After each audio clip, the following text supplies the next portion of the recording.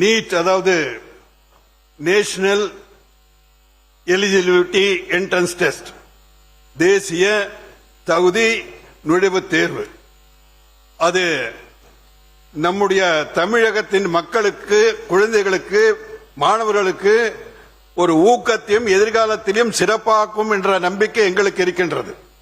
ஏன்னா இப்போ கடந்த இந்த தேர்விலேயே பல்லடத்தில் ஒரே தமிழ் பள்ளியில 10 மாணவர்கள் நீட் தேர்வில் வெற்றி பெற்றிருக்கிறார்கள். அந்த மாவட்டத்தில் 141 பேர் செஞ்சிருக்கிறாங்க. அதனால நம்ம அவங்களுக்கு இப்போ நீங்க சொல்ற இந்த பயிற்சி முகாம் எல்லாம் சொல்றீங்க, பயிற்சி முகாமை ஏன் அரசு நடத்தக்கூடாது?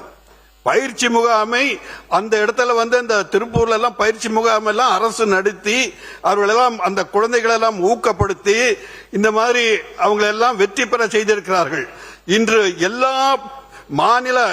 மாநிலங்களும் அகில நமது பாரதத்தில் எல்லா மாநிலங்களும் எல்லோரும் அதை வெற்றியாக வரும்பொழுது நமது மாணவர்களை பற்றி நாம் ஏன் ஒரு தாழ்வு மனப்பான்மையாக நாம் நினைக்க வேண்டும்?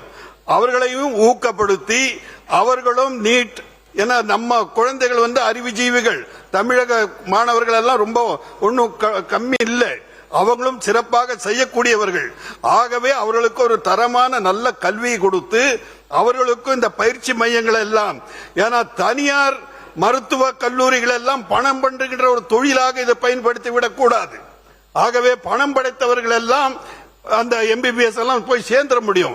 பணம் இல்லாதவர்கள், ஏழை குழந்தைகள் எங்க போவாங்க? அந்த ஏழை குழந்தைகளுக்கு இன்று முன்னாள் முதல்வர் மரியாதைக்குரிய எடப்பாடியார் அவர்கள் 7.5% கொடுத்து இன்று பல மாணவர்கள், ஏழை குழந்தைகள் எல்லாம் பள்ளியிலே கல்லூரியிலே சேர்ந்திருக்கிறார்கள்.